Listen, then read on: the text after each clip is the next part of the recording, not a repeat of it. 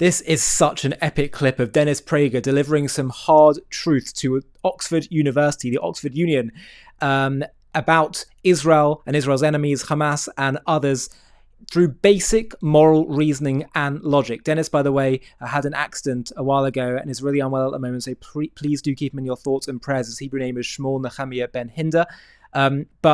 So may this video be in the merit of him having a complete recovery. But I want to show you this clip of where he states such important truths to an audience that seem pretty shocked to hear this, probably because it's the first time they've heard it. And as I've often said and believe, it's not that students are necessarily opposed to many of the ideas and morals that you and I believe. It's just they haven't been exposed to them. So have a watch of Dennis Prager exposing the truth to an audience about Israel and her enemies. Have a watch and I'll see you on the other side for some further thoughts. Thank you, Mr. President, and I hope my accent enables my words to be heard as clearly as I hope to present them. I find it remarkable. Two things were remarkable, I must say, when I was first invited. One is, I actually did not believe the proposition. It was, and I read it, this House believes that Hamas is a greater threat to peace than Israel. And I give you my word of honor, I actually called Oxford, I went online, I couldn't believe this was an actual proposition. You mean that's debatable? I actually thought for a moment that pro-Israel forces at Oxford had somehow put this into the lineup, as we call it in America, when you put a lineup for your players on your team. I was stunned. The other was when I realized, by God, they really are serious. It must be an academic institution. And I realized, as Orwell said, some things are so foolish, only an intellectual could believe them. And I realized, okay, this is it. This is a Western world tragedy, the amount of nonsense that is often believed in academia. And so this is a debatable proposition at such an illustrious institution. It's actually sad, as I will point out over and over, just appealing to your common sense. You need know nothing about the Middle East to understand how absurd the proposition is. It's of course valid, but that it's debatable is an absurdity. The other is my biography. I must say I have been called many things, including controversial, but of my long resume, just to be described as controversial, may I say to you that to the millions of people that I broadcast to every day, I am not controversial whatsoever.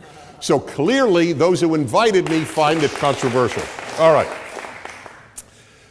Let me just give you an analogy.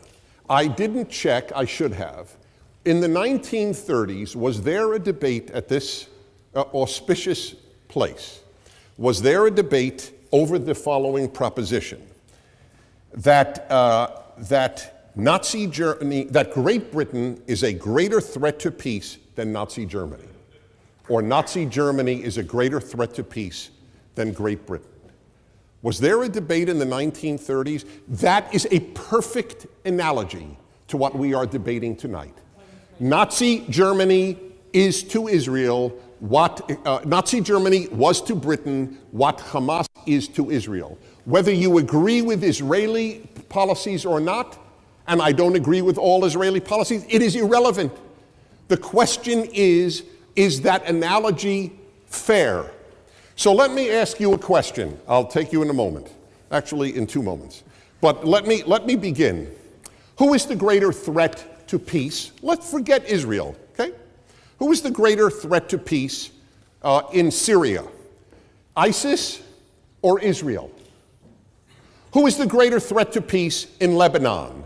Hezbollah or Israel? Who is the greater threat to peace in Egypt?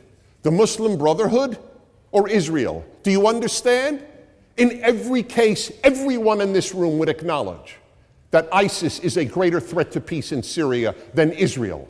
In every person in this room, I have to believe, even Professor Schlein, would have to agree that ISIS is a greater threat, that the Muslim Brotherhood is a greater threat, and that Hezbollah is a greater threat. All of a sudden, we change the entire scenario because it is now Hamas instead of Hezbollah, or ISIS, or Muslim Brotherhood. Number two, just on this issue, just appealing to your common sense. In modern history, every war has been between a free state and a police state, or two police states. I cannot think of a 20th century example of any other.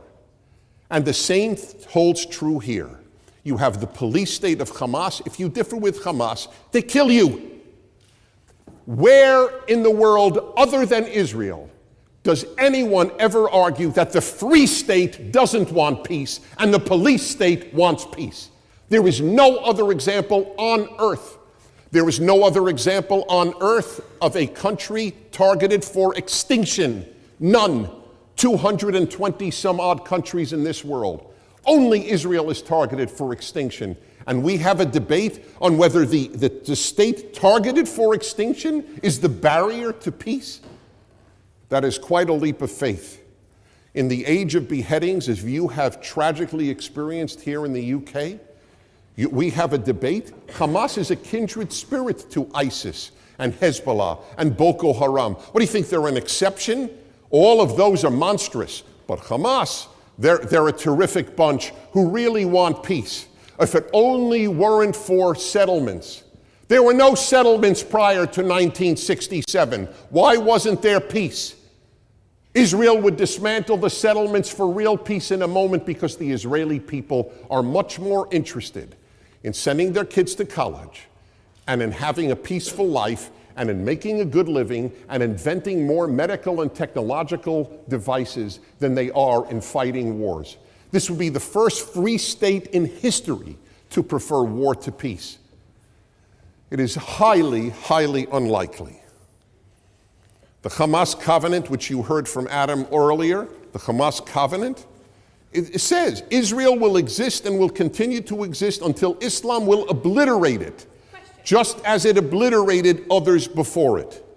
If I could have extra time, over 8 minutes, I would take your question, but I have too much to get through. The Islamic resistance movement is a distinguished Palestinian movement whose allegiance is to Allah and whose way of life is Islam. It strives to raise the banner of Allah over every inch of Palestine. Yale University translation.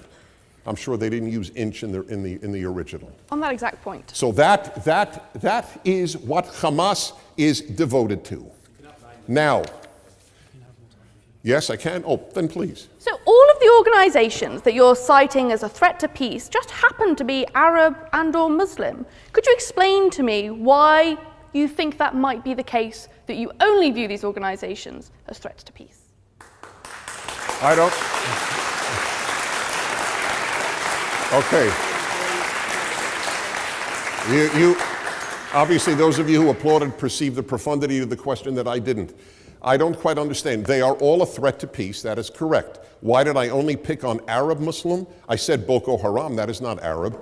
Arab and or Muslim. Yes, Arab and or Muslim. That is correct. The only beheading groups in the world today, to the best of my knowledge, are Arab or Muslim. Why do you think that is, in your estimation? Why do I think that is? Sad to say, it was answered by Arab intellectuals at the United Nations, because the Arab world is a benighted place at this time. The status of women is particularly low. The Arab world translates fewer books in a year than in 10 years than Greece. The entire Arab world translates fewer books than Greece does in 1 year. There is no interest in the foreign world. It is a benighted world, the Arab world. It is a tragedy. This is not anti-Arab. If you love Arabs, you have to understand how low the moral level of the Arab world at this point is. And that has nothing to do with individual Arabs who may be saintly, but that is the dominant moral state. You are taught that you cannot judge civilizations as if Britain and Mali are on the same moral level. That is to give up on hope for humanity, to claim that there is no civilization that has produced something better than something else. So that is the tragic reason. They're not beheading people in Western civilization. They are in the Arab and Muslim worlds, and not the entire Muslim world. Now, why then? My second part is to answer the question, why is something so obvious that Israel wants peace and that Hamas wants to destroy Israel? Why is that debated at one of the most illustrious academic institutions on earth, Oxford? I have two answers. One is there has been a broken moral compass in the intellectual world in the West for the last perhaps 80 or 100 years. I will give you an example. I studied at Columbia University at the School of International Affairs. I was taught by brilliant, and they were brilliant, professors that the United States and the Soviet Union were moral equivalents. It was capitalism versus communism, two economic theories, that's all. Neither was better than the other. You may not recall because you weren't born, many of you, but Ronald Reagan, the President of the United States, called the Soviet Union at one point an evil empire. He was lambasted. He was declared by Columbia and Harvard and Yale and Princeton and the New York Times a fool for having the temerity to make a moral statement about the Soviet Union, a place that had created the Gulag Archipelago and killed 40 million of its own people, not to mention a genocide in Ukraine.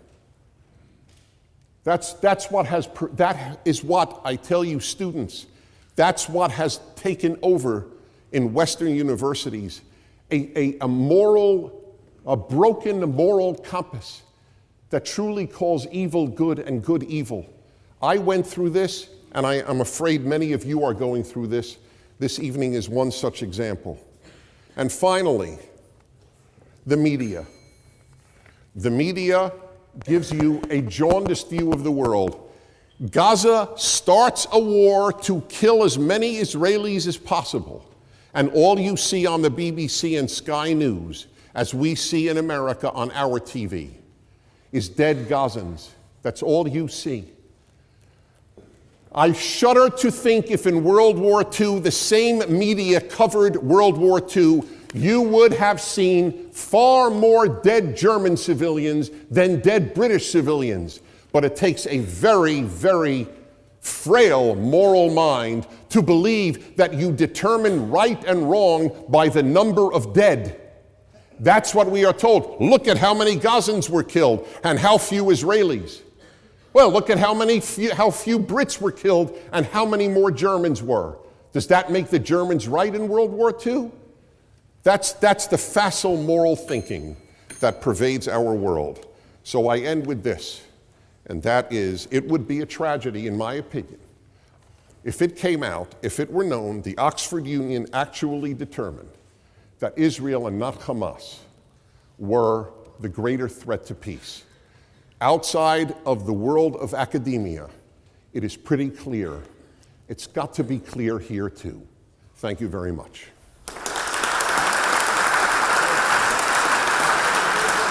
So as ever, brilliant stuff from Dennis Prager. And I think one of the elephants in the room that people are too scared to say and needs to be said is precisely what Dennis was saying, where he compared it to the West against the Nazis. And people say, what are you saying? That Hamas or, the Palestinian cause represents the evil side, the Nazi side? Yeah, I am. That's what history has shown us. We have been led to believe, through brilliant PR, it must be said. Perhaps they had quite a willing audience, though.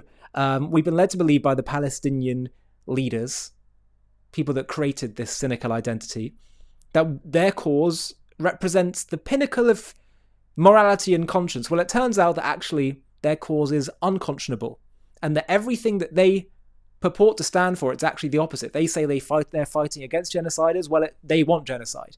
They say they're fighting against colonialists. Actually, what they want is colonialism, Islamic colonialism over the Jewish people's ancient homeland.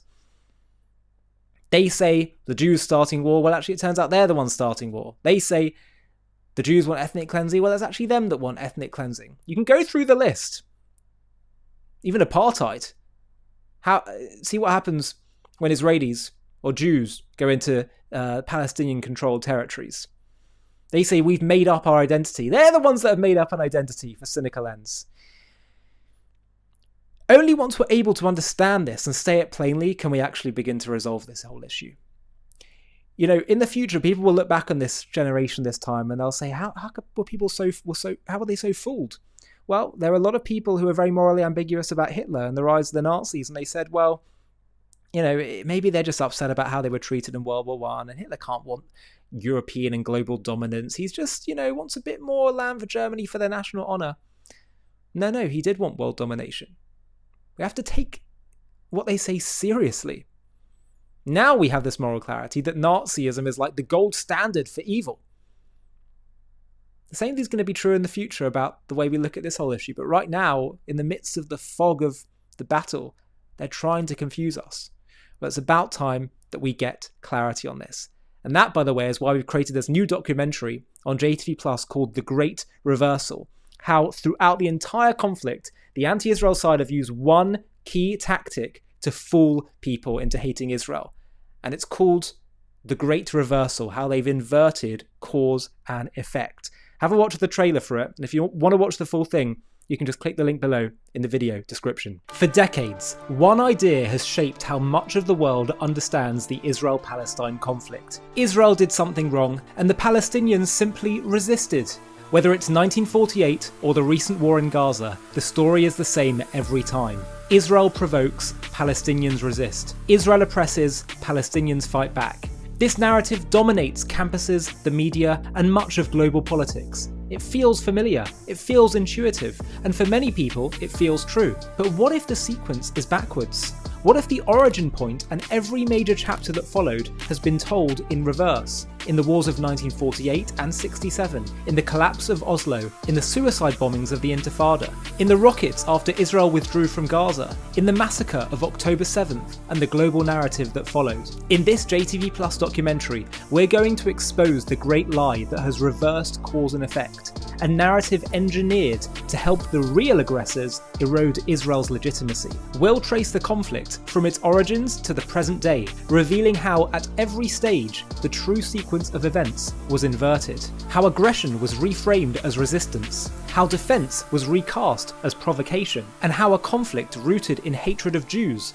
was deliberately twisted into a story that blames the Jews. Join us as we restore the story to the order in which it actually happened and uncover the truth hidden beneath a century of lies. To watch this JTV Plus documentary and access much more premium content, click on the link in the video description.